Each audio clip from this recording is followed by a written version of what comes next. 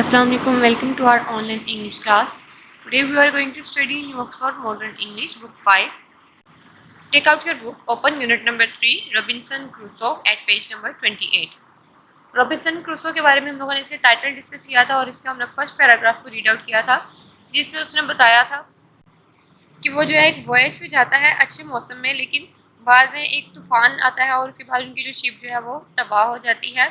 और तबाह होने के बाद जो है वो एक छोटी सी जो बोट होती है उसके अंदर वो जाते हैं ताकि वो अपने साहिल तक पहुँच जाएँ। लेकिन उसके बाद वो क्या होता है कि फिर से एक तूफ़ानी लहर आती है और वो उस कश्ती को भी डुबो देती है।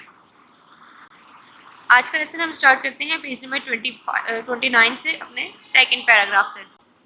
नेक्स्ट पैराग्राफ से हम अपना लेसन स्टार्ट करते हैं। I am a good swimmer, यानी कि मैं एक अच्छा तैराकी हूँ, यानी कि अच्छी तरह तैरना जानता हूँ।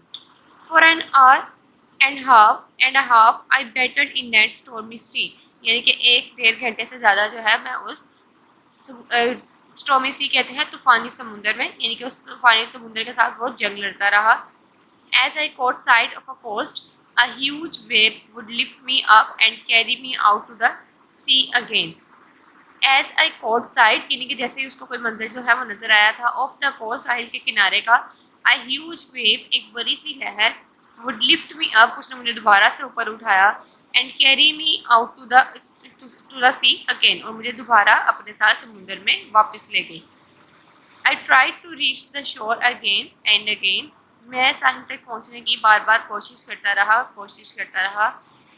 And I was thrown away by the raging seas again and again, और मैं बार बार समुंदर से, यानी कि बार बार समुंदर में फेंका जाता रहा। एट लास्ट, आखिरकार, I was hurled towards the shore, मैं जो है वो जोर से फेंका गया साहिल की तरफ। हर्ल्ड कहते हैं फेंकना, शोर टूवर्ड्स द शोर, यानी कि साहिल की तरफ मैं फेंका गया।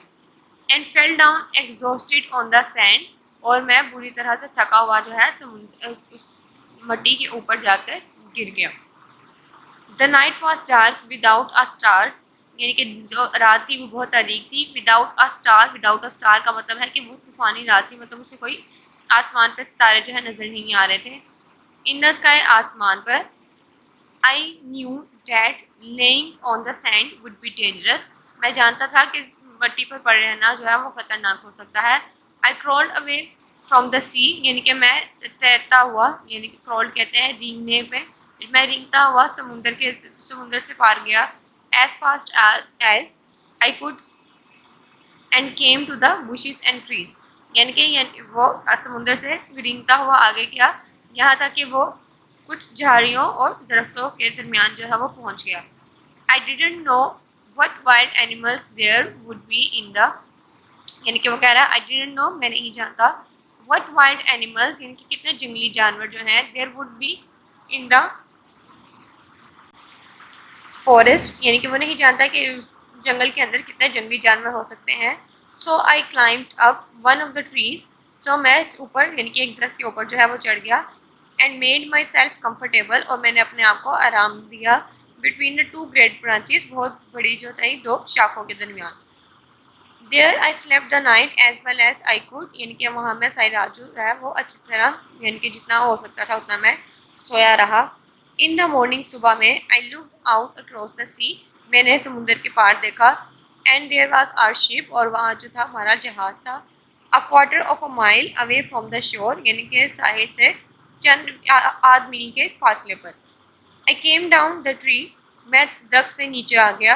and found a stream where I drank some of the cool fresh water, और मैंने वहाँ से एक नदी तलाश की ताकि मैं ठंडा साफ़ पानी पी सकूँ।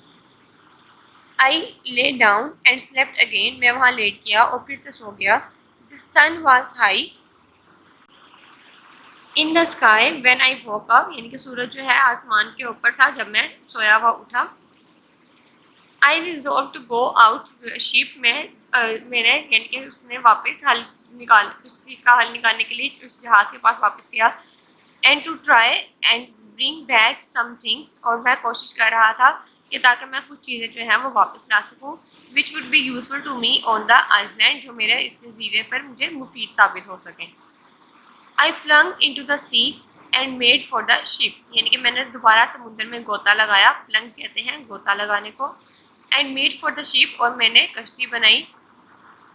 आई at last after a hard swim I manage to reach it, यानी कि एट लास्ट आखिरकार बहुत सख्त तैराकी के बाद मैं उस जगह पर पहुंचने में कामयाब हुआ।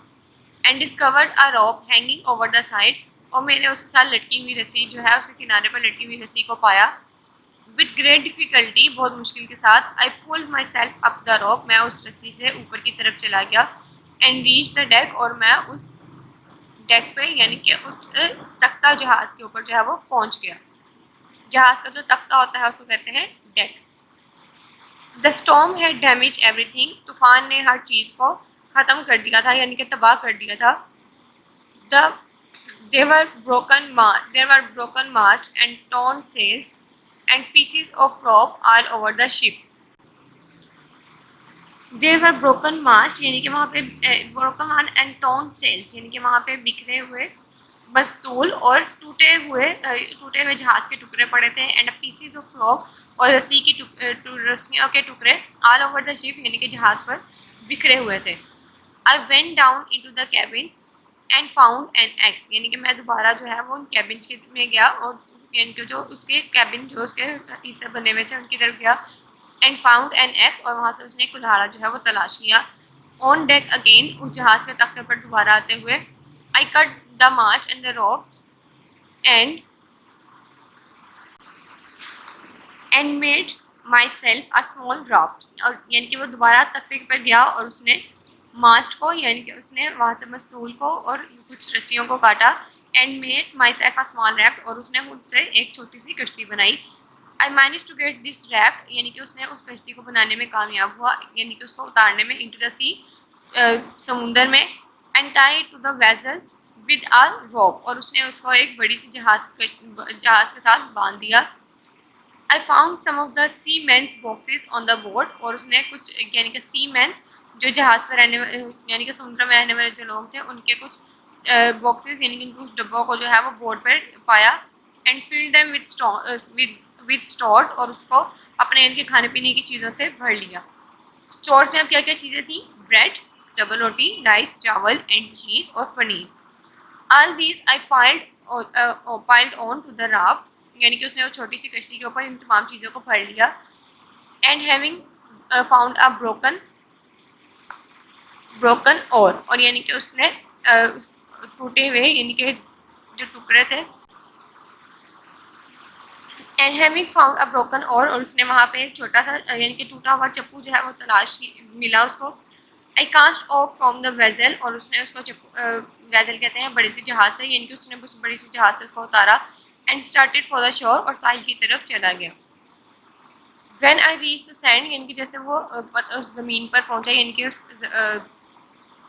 सैंड पर यानी कि रेत तक पहुंचा।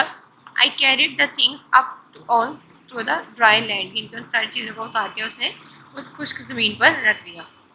द नेक्स्ट मॉर्निंग, अगली सुबह, I walk along the shore, मैं दोबारा साहिल पे गया। And up a little hill, और उसकी छोटी सी चोटी के पास। From there I could see that I was on an island, वहाँ से मैंने देखा कि मैं एक जजीरे पर हूँ।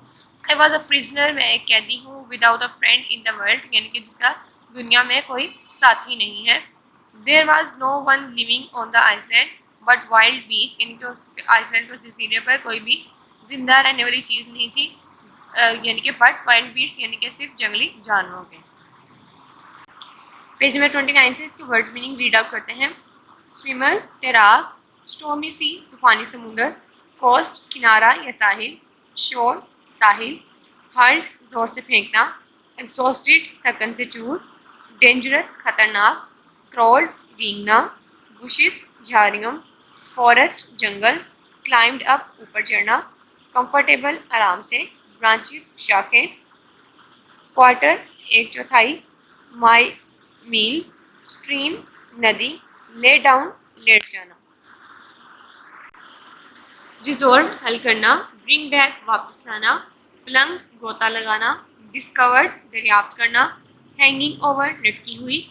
डेक, तख्ता जहाज। मास्ट, मस्तूल।